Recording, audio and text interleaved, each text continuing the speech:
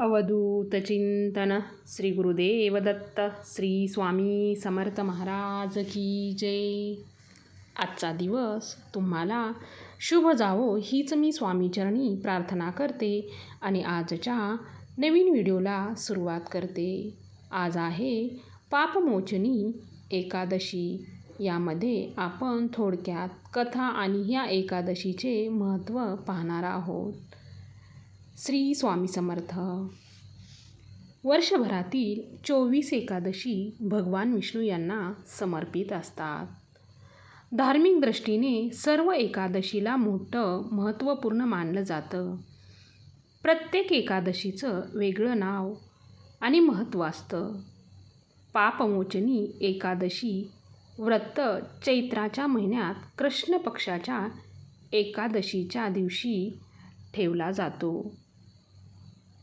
पापमोचनी एकादशी व्रताला पापहरणारी एकादशी म्हटलं जातं।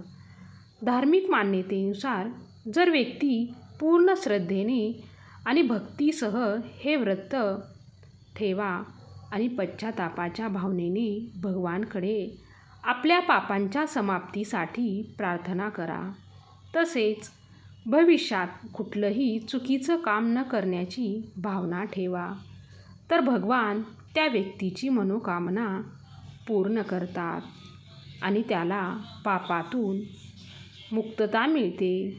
या दिवशी तन मनाच्या शुद्धतेसोबतच गीतेचं पठण करावं आणि दानपुण्य करावं।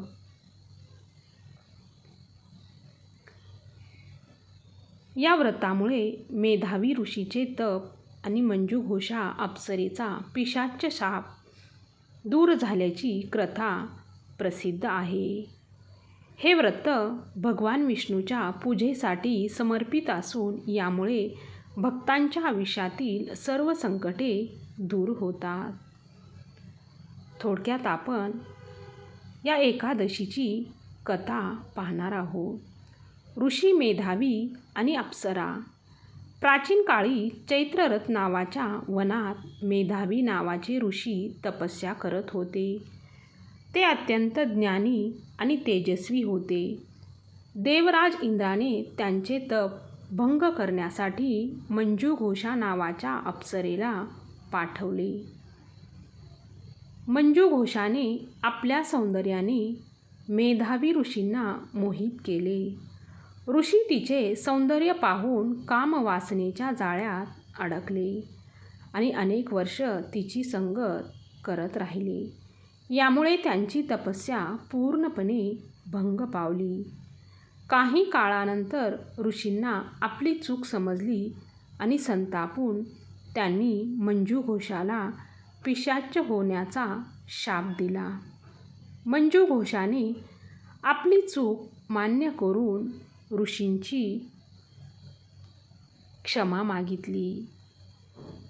स्वतःच्या कर्माचा पश्चाताप होऊन मंजुघोषाने ऋषींना शापातून मुक्त होण्याचा उपाय विचारला।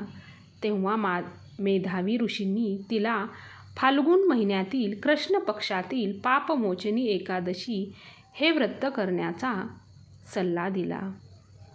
मंजुघोषाने ऋषींच्या सांगण्यावरून हे पवित्र व्रत केले, ज्यामुळे ती शापातून मुक्त झाली आणि पुन्हा तिचे सुंदर रूप धारण करून स्वर्गलोकी गेली। तसेच मेधावी ऋषींनीही स्वतःचे पाप धुण्यासाठी हे व्रत केले आणि त्यांचीही पापातून मुक्त झाली।